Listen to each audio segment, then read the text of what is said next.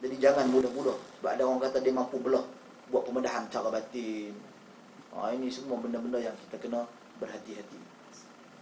Mudah orang kita percaya kerana apabila seseorang tu mampu dengan kehendak Allah menyembuh penyakit seseorang, kita pun percaya dekat dia, dia boleh buat, dia boleh bagi sembuh. Sebenarnya itu bukan dalil. Saya selalu sebut, agama kita ada formula. Orang kita masyarakat dia terus melihat kepada jawapan tanpa melihat pada formula. Bila lihat pada jawapan, kesan negatif sangat banyak. Pasal apa?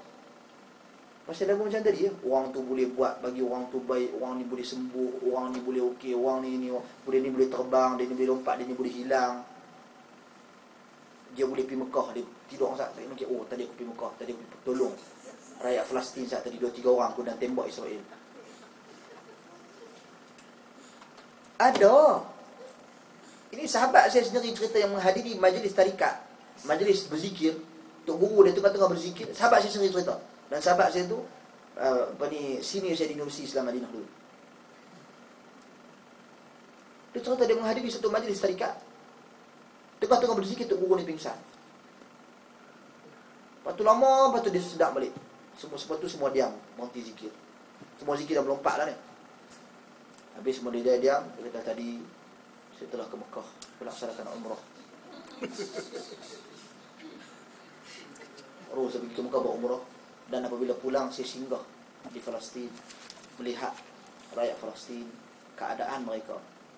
Saya sempat perang dengan orang Israel beberapa orang. Cerita, tuan-tuan ni yang ramai yang main ni, Allahu Akbar, Allahu Akbar, Subhanallah. Macam mana boleh percaya? Ada benda apa ni? Alladzina amanu wa kanu yattaqun, ciri-ciri wali beriman dengan sebenar-benar iman dan bertakwa. Bertakwa bererti melakukan apa yang Allah dan Rasul suruh dan meninggalkan apa yang Allah dan Rasul larang. Buat apa? Adakah cara berzikir seperti ini Allah Subhanahu Wa Taala suruh? Adakah benda ni dia nak bandingkan peristiwa Isra' Mi'raj Nabi dengan dia? Tu dia boleh terbang pergi atas ceruk, ruh dia pergi sana dan sebagainya.